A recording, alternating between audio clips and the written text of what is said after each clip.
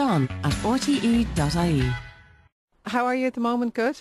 Yeah, good. Just back off a tour, and I couldn't believe yesterday when I landed The weather. just how nice it was. Yeah, it's perfect. Do you miss home when you're away? You know, more and more, I used to always just sort of figure wherever you are is where you are, you know. Wherever you are, there you are. It's not this. Yeah. But more and more lately, yeah, I'm 43. I mean, it probably doesn't have anything to do with age. It's just you come to a point where you start missing home more than you did before, and I am. And when I'm home, I'm really in it, you know, just in the garden and just turn off the phone and just do a bit of work, you know. I like to do a little bit of carpentry and, you know, just give myself a couple of projects to do during the time I've got off, and then I'm happy as Larry. Time to settle down, maybe. Could be. That kind of feels a bit like that. I think I'm getting a bit clucky. Oh, yeah, cool. Lucky for a couple of kids? I think a couple. Yeah. Yeah. I mean, we see. I mean, it's. Do you have the woman yet? I have a woman. Yeah, she's great, good. beautiful girlfriend, and she. You know, it's. For me, it's. You know, I look at the people who I really admire. You know, I mean, for me, my heroes being. You know, the Leonard Cohens, the Dylans, you know, Joni Mitchell, and all of these great people that I read. But you know, none of them are necessarily successful in the domestic. In the personal lives? Yeah, no, not to put myself in any way in that, but just mates of mine. You know, all through the years, mates of mine were getting married and having kids, and it's great. And I you know, and I'm really. But for me, it was always just music, and I just couldn't get my eye off it at all. And I could never sit around long enough to even get in any way kind of broody, you know. Whereas lately I find myself enjoying more and more time off and taking, like I took a holiday for the first time last year, and it was really, first time I ever took a holiday, it was actually 2 years ago now, and it really opened my head because I consciously didn't think about anything, didn't think about music, didn't think about writing in any description, and I was almost kind of afraid because it was I was like, geez, I don't think I ever want to go back to work. You know, You just enjoyed it so I much. enjoyed it so much. Yeah. So is the lucky woman Irish? Check. Ooh. God, you went abroad to get the woman in your life No, again. Just coincidence. Yeah. Just coincidence. Yeah. So does she know that you're ready for children? Yeah. I mean, we talk about all that stuff. Would you live here? Yeah. Oh yeah. God, I'd have to live here. Yeah. I mean, I don't really live anywhere. I mean, I rent a house here. Never bought anything. That's probably a wise decision. Just never. Yeah. Just always enjoyed renting because it's kind of, you know, you feel that there's a kind of a slight distance with it all. I live in a lovely house and I've got a lovely landlady, and you know, I can come and go as I please.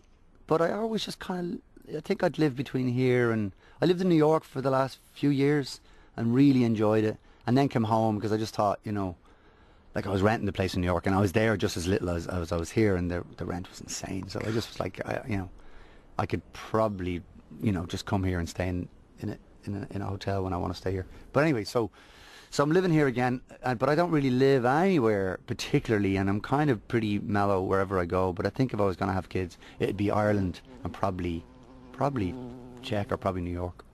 I read somewhere recently that you said that when you'd been away for a while in New York, you sometimes weren't that mad about coming back home. Maybe it was the drinking culture or that, and some of you got sucked back into a way of life sometimes in Ireland and Dublin that you weren't mad about. Well, you know, that's to do with the rover. You know, the rover in us all. And when you're on tour, I mean, it's funny. I came home this week. My mother saves the clips. You know, the newspaper all the clips. cuttings. Yeah, she's like, you're in the newspaper this week. Here, look. And it's like, it's so depressing because like the first piece she showed me was like, I think it was something like my alcohol hell or whatever. You know, it was some piece, and it was just like, oh Jesus. And it was really just taken from an interview I did with Olaf Tyrlson where I was talking about when you're on tour, you know, you're traveling around on a bus. You're trying, you know, you do a gig. You're all hyped up after the gig. You have a couple of beers to kind of bring yourself down. And then you get on the bus and you get to sleep. It's like 5 or 6 in the morning. And you know what I mean? And you kind of find yourself slipping into a routine of just like, you know, the gig is done, a couple of drinks with the lads. And I was saying, I guess I was kind of half joking, but maybe even the fact that I'm saying half joking is some kind of denial. So all the AA people out there now will totally have me pinned. But you know, you come off tour and you sort of feel like you've entered mild alcoholism because you're in, you know, you've been drinking 2 or 3 or 4 pints every night for a month or 6 weeks. And suddenly you're off and you're like, geez, I'd love a pint now. You know, and then it sort of takes you a couple of weeks to get off that cycle. And then before you know it, sure you're... And of course, you know, the other thing is being a musician and travelling, especially in the States. You're Irish, so everyone wants to give you whiskey. You know, you're getting handed Jameson left, right. You know, it's just part of what people imagine Irish people to be. And it's a strange stereotype. And I'm not sure exactly where it came from. I guess it came from some of the music and some of the cultural, you know, like, you know, I guess Shane hasn't done a huge amount for. I mean, he's a great man and a great writer, but you know, that image of like that image of like the manky drunk Irish poet, you know, is a very strong one in the world, and so. And it's still there. Yeah, it's still there, and you know, you find yourself sometimes falling into that character because it's actually kind of a comfortable place.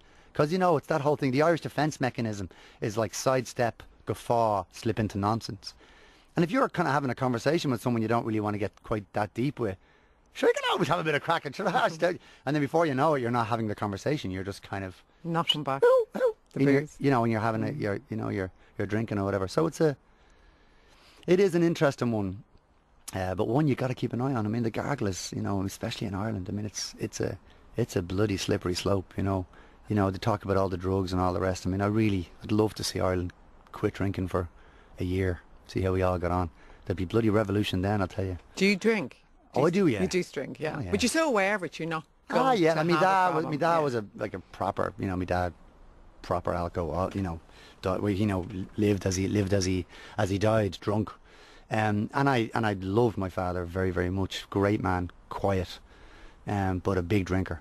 And so those alarm bells go off pretty early, you know, in all of us, you know, in all my brothers. So it's does it mean you're all acutely aware of the dangers of the demon drink? Yeah, the demon drink. And you know, the other good news for us is that we have me ma's propensity for a hangover.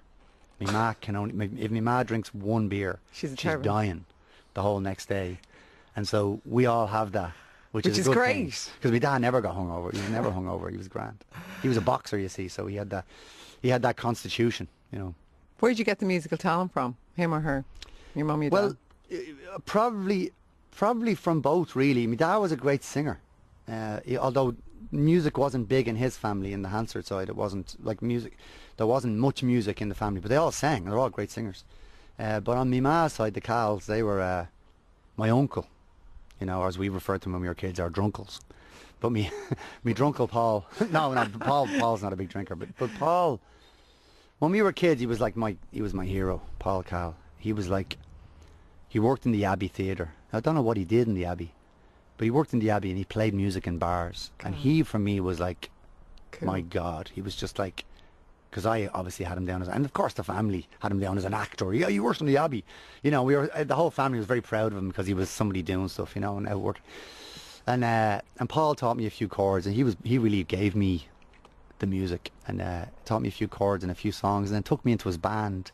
When I was like 12 or 13, I joined his band and we were playing in pubs all over the north side, like every night of the week. And so I got an amazing education. I got to watch, just to come back to the drinking again. You know, say we're sitting in, say, the Master Mariner in Eamon Street, and it's like 7:30 and we're set up. And Paul, you know, and then Paul would start playing, and like the atmosphere at 7:30 or 8 o'clock in the evening was almost hostile. People sitting there with their arms folded, not talking to each other. A lot of silence. And we'd be sitting there, "Rail on the sloop, John B." You know, like we're singing like Beach Boys songs or whatever, and trying to get and then of course, then you get to see the arc of the drunk over the course of the next 3 or 4 hours. Cut to like closing time, and people are standing on tables, and you're not finishing yet. Play us another one. And you've got the room, you know, and you're. And I'm still, of course, because I'm only a kid, I'm sober. I haven't, I wasn't drinking at all. And you're watching the crazy arc of like how we all relax, but we're just pouring it into us. And then at the end of the night, everyone's having a great laugh, and everyone goes home, and you know, tears in their eyes and whatnot. You know, there's fights outside. But then they come in the next evening, and you set up your gear, and it's 7:30 or 8 o'clock, and it's just, you know, I guess everyone's just in the horrors, but it's a funny thing. But it was a great education for me, and Paul, the great songwriter, And he kind of inspired me to sort of do that. And like, you know, I would, all the people I was listening to when I was younger, you know, again, the Dylans and the Van Morrisons and all the rest, I was trying to learn how to do all that. But he was the one. He was like my hero. That's really nice. Yeah, Is it your mum's brother? My ma's brother, Paul. Still around? Still around. He's brilliant. So he must be chuffed that you're going to be playing with Bruce Springsteen soon. It's funny because he sells the T-shirts outside. Oh, that's so sweet. Yeah, the last time I was at the Bruce gig, Paul was out selling the shirts, you know, the sort of unofficially, you know, just that, and it's brilliant, you know, because when you get the shirt off him. But there was free, I hope. Yeah, no, but there was one year I think he'd spelt it wrong or something, and it was a Springsteen one. I think he'd spelt Bruce or Springsteen wrong. And I was like, everyone pointed out. I had to dump the whole lot of the T-shirts. But no, he's a great man, great fella. You like Springsteen, don't you? There's a lovely story. First time you met Bruce Springsteen was when you were very young. Remember, randomly you were busking. Yeah, I was. Well, I lived out in Ballymun, and I got the bus in the town, the 36, and the 36 would drop you on Parnell Square there, and you know, right beside the rotunda. And I was coming past the Gresham. I used to walk past the Gresham with my guitar on my back, heading into town to do a bit of busking. Because nighttime busking was always better. You always made more money because again, people were drunk, so they were kind of a bit looser with their pockets and whatever. But and I loved it. You know, I'd go into town, and I always go to Grafton Street because the north side is where my ma was from. My ma sold fruit on Moore Street, and so I knew all the women on Talbot Street, and so I wouldn't go into, and you know, Henry Street was off limits for me because, you know, there's Glen. You know, I'd be like, oh Jesus. You know, you wanted to kind of go off and make your own way of it. So Grafton Street was like this foreign, quite distant, posh, distant place. So I was heading over to Grafton Street, but I was passing the Gresham one evening, and I saw this big pink Cadillac. Now, anyone who kind of has photographs of that period, I think Bruce was all over MTUSA at the time, and there was a big pink Cadillac parked outside the Gresham, and I'm looking at it, and I kind of bumped into this guy just walking past me, and I was like, sorry mate, and I had my guitar on me, and he kind of gave me a tap, like, and I was like, Jesus, it was Bruce. And he'd just gotten out of the car, and he was with people, and they were kind of heading into the hotel. But I think he might have been playing some big gig. Would it have been Slane? Might have been something else. But he was in Dublin anyway for something. And you know, years and years later, you know, of course, he's an amazing. He's like he's the great. He's the kind of the great working class. Like, he's kind of like the modern Woody Guthrie for me. I mean, because Dylan had all that. Dylan was heading that way, and then Dylan sort of went his own way. Fair play to him. You know, had his own path and all, but Bruce to me really speaks to the people. You know, he's, you know, not that Dylan doesn't, but Bruce is very much concerned with the working man. And so he was always a big hero of ours. You know, and when we were kids in Ballymun, it was like Marley, Luke Kelly, Dylan, Springsteen. It was always people who, you know, whereas nowadays it's Dempsey, and you know, it's the great heroes of the working man. You know, so years later, after we did Once and all the rest, and you'd won the Oscar. We'd won the Oscar, and I was at a Bruce gig in the RDS, and an amazing thing happened. Someone from his crew recognised myself and Marketta were standing in the audience, and we were just there waiting for Bruce to come on, and they must have gone back and said something, and then word came out, do you want to come back and say hello to Bruce? He'd like to congratulate you on your success. So Jesus, we went back, and you know, Bruce was there, and it was like 15 minutes before stage, you know, and he said hello, and you know, gave Marketta and myself a big hug, and we chatted for like moments about, you know, he was like, oh, you know, welcome to the club, Bob's got one, you know, now you've got one, how does it feel? You know, just kind of shooting, you know, hanging out and talking. And we watched the gig. They invited us onto the side of the stage, and we watched a bit from there, and then we went back out front because we wanted to feel the real power of him coming off the front. But then afterwards they invited us back for a drink, for a quiet drink, because, you know, Bruce has just left it all on stage. I mean, he does like a 4-hour gig, and he's, you know, he's knackered, you know. We went back to the hotel, and God, I was blown away. He sat up with us like for hours and hours and hours. I don't know what time it was when we left eventually, but chatting away, just about chatting music. And he gave you that advice. I don't know, because I think he's brilliant, but remember the advice he said to you, that you're now a different person, bury the old Glen since you've won this Oscar? I wasn't sure about that. Well, no, it wasn't quite like that, because I wouldn't agree with that advice either. No, what he said, I guess I was battling with something. It's tough to explain this without coming off like an idiot, but I'll try.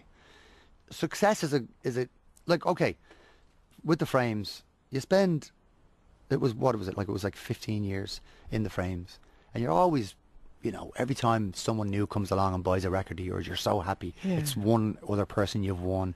It's for the want of a better word, it's like struggle. You're struggling. It's you against the world, you and your band against the world. And, you know, everybody, every time you do a gig and there's a few more people, it's a major success. We're all delighted. And you're always hoping for success. But then when it actually does come, when success actually when the world eventually turns around and says, okay, what do you want? We're listening. And suddenly, you know, instead of selling, you know, 5,000 copies of your record, you've sold 1 million copies of your record. It's gone to that place where it's crossed over into a much, much bigger thing, which the one soundtrack sold, I think it sold 900, whatever it was. Yeah. It was close to 1 million, if not 1 million, which was unbelievable for us. And I guess what I'm trying to say is that when that moment happened, I kind of lost contact with who I was. Even though that would, you know, it's like, what happens when you get everything you've always asked for? Yeah. You know, everything's supposed to, it's like winning the lottery. What happens when you do actually win the lottery? Your life changes dramatically overnight, whether you like it or not, you know. And that's kind of what it was like. We won the lottery. We won an Oscar. Where did that come from? What was that about? It was amazing. But, you know, that was never part of my trajectory or plan. And it was such an incredible thing. But I couldn't figure out why I was feeling so sad, even though I was meant to be celebrating and so happy. And I was kind of talking to him about this, and he just said he just so eloquently, he said, well, if you think about it, the guy you've been all this time has now been validated. He's actually been kind of graduated into someone else. So now you go from being the guy who's, you know, you against the world, and that's a very strong position. A lot of people can't leave that position. A lot of people don't want to leave that position. The struggle. They're not actually interested in success. They're interested in struggle. It's what they're about.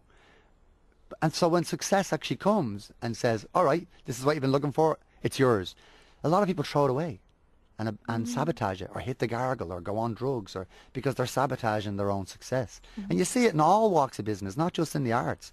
You see it all along the way. It's like a lot of people are born to not succeed, but to try. And then really interesting. Success is something they'll avoid. So did his words to you actually help you? It was, well, what he said was so just potent, because he said, look, it's like you're wearing a new set of clothes now. Now you're no longer the dude with a guitar and a few songs. You're now your man out of once. You're now your man who wrote that song. You know, you're now someone. The guy won the Oscar. And so his point was, part of your old self has died, and you're mourning the passing of your old self. And don't worry about it. Just mourn it. If you're feeling weird, feel weird. Just be where you are. And I remember just thinking, jeez, that just gave me a kind of a reason to just sit back and go, you know what, that is brilliant advice. Because then he was talking about, you know, I don't want to talk too much about what his word, but he was talking about when you know, when the river broke and his career broke, and he came to London, and of course, you know, on the seats of every seat in the Apollo in London, his first show in London had like the next Bob Dylan written on a flyer on every seat. And of course he came and was so embarrassed by this that he held the doors, took every flyer off every seat, and said, don't do this to me.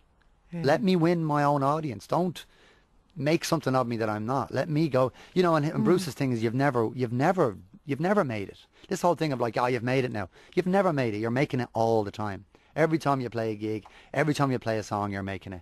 You've never earned it. It's not yours. You know, you get to hold on to it for a minute. Which is why he gives so much at the gig. I think so. And you do long gigs now too. We do long gigs, yeah. You and the Frames. You go now with an 11-piece band, including the Frames, aren't you? Yeah, just because the record kind of dictated that it should have some strings and some brass, and it's been a lovely period of time touring with this band, because there's so many people. It's been really creative, actually. You also have to be grateful to the sea area forecast on RT Radio. Tell people why. Well, it's funny how song titles come to you sometimes, but the sea area forecast is something like, you know, there's parts of the radio. There's parts of the RTE Radio 1 that I still find absolutely mystical. The sea area forecast being one of them. Just this strange bunch of figures and then these strange words that mean so much to some people, but I've never quite understand, you know, Tusker Lighthouse, you know, I mean, I'm gonna get it totally wrong, but like Mizenhead to Malahide. Mizenhead to Malahide is like 71, rising slowly, or falling slowly, which was what actually tweaked my... I remember thinking, what a lovely term, falling slowly. And I knew it had something to do with pressure, and air pressure, and the ocean, and all the rest. And I just thought, what a lovely thought. And so I took the term falling slowly, and it was just knocking around my head. And when I was writing that song, I found that term spilling out of my mouth, and somehow it made total sense to the song. So yeah, Falling Slowly is named after the sea area forecast. Who would have known? It's so cool. But look, you obviously still love what you do. You're heading off on loads of gigs. Yeah. We were saying today it's nice. We're sitting in the open air and you're here really effectively on your own. Like, you haven't changed. You haven't come with a big crew of people to mind you. No. I know, but a lot of people come with a good few people. I kind of understand why some people feel they need that safety blanket, and they feel they need the safety of their friends and some kind of, because you're walking into a situation and you're talking openly in an interview situation. There might have been a point in my past where I might have been like that, but I just have never been, just by probably pure chance. But then again, on tour you do need protection. You need people to be that buffer between you and the audience. Only in moments. When you're on stage and you're doing your gig, you don't need any buffer. What you need is the audience to be right there, and you need to be right there with them and be present. But there are times when, and it's totally normal when you're wrecked, when you've got no energy left in you, and you don't necessarily have any words for anybody, and you want to just go and, and just sit on your own. And at moments like that, it doesn't do any harm to have someone who just says, and you don't want anyone to be a dick on your behalf, but you want them to just protect you, because sometimes when you're tired, your skin can get thin, and someone, even the nicest comment in passing can really spear you, Yeah. So in a way, sometimes you need a bit of space. So I can, so if someone shows up with an entourage of people, I kind of get why that is, I'm glad you don't, though. I don't do it. You said you wanted to spend more time with your brothers and your mum as well when you were away. Are you getting to do that? Yeah, I am getting to do that. And, one of the things that I've really gotten very fond of, and it's a luxury that everybody, everyone listening to the radio now gets to do every day. I don't get to do it every day, so for me it's a very pleasant thing, which is just cooking dinner. I cook dinner, and I've gotten... You're a good cook. I've gotten quite into cooking, because it's something which is still kind of a novelty to me, because being a musician, you spend so much of your time traveling and eating in other people's kitchens, which sounds very glamorous, but believe me, it gets boring. It's nice to be able to cook your own meal and see what's going into it, and see who you, and feed people, and feed your family. So it's a big thing for me. So when I'm home, I have a whole thing of I'm cooking every day. And God, your mum must be delighted. Yeah, it's brilliant.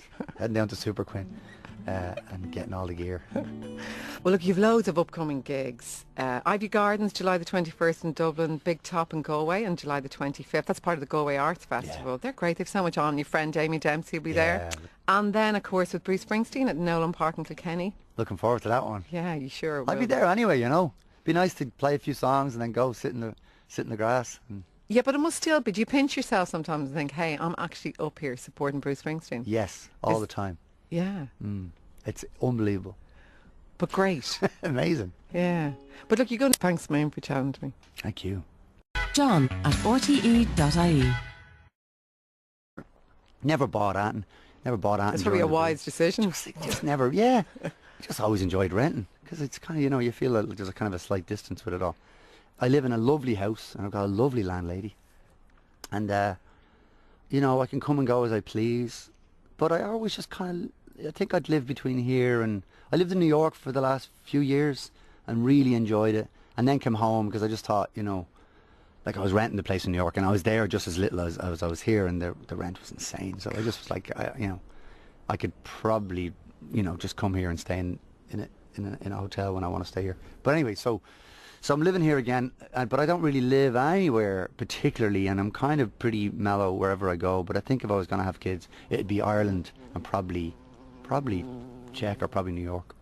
I read somewhere recently that you said that when you'd been away for a while in New York, you sometimes weren't that mad about coming back home. Maybe it was the drinking culture or that, and some of you got sucked back into a way of life sometimes in Ireland and Dublin that you weren't mad about. Well, that's to do with the rover, the rover in us all, and when you're on tour, I mean, it's funny, I came home this week, my mother saves the clips, you know, the newspaper All the clips. cuttings. Yeah, she's like, you're in the newspaper this week, here, look. And it's like, it's so depressing, because like the first piece she showed me was like, it was something like my alcohol hell, or whatever. You know, it was some... The headline. John at rte.ie. How are you at the moment? Good? Yeah, good. Just back off a tour, and I couldn't believe yesterday when I landed. The weather. Just how nice it was. Yeah. It's perfect. Do you miss home when you're away? You know, more and more, I used to always just sort of figure wherever you are is where you are, you know. Wherever you are, there you are, isn't that what they say? Yeah. But more and more lately, yeah, I'm 43. I mean, it probably doesn't have anything to do with age. It's just you come to a point where you start missing home more than you did before, and I am. And when I'm home, I'm really in it, you know, just in the garden and just turn off the phone and just do a bit of work, you know. I like to do a little bit of carpentry and, you know, just give myself a couple of projects to do during the time I've got off, and then I'm happy as Larry. Time to settle down, maybe. Could be.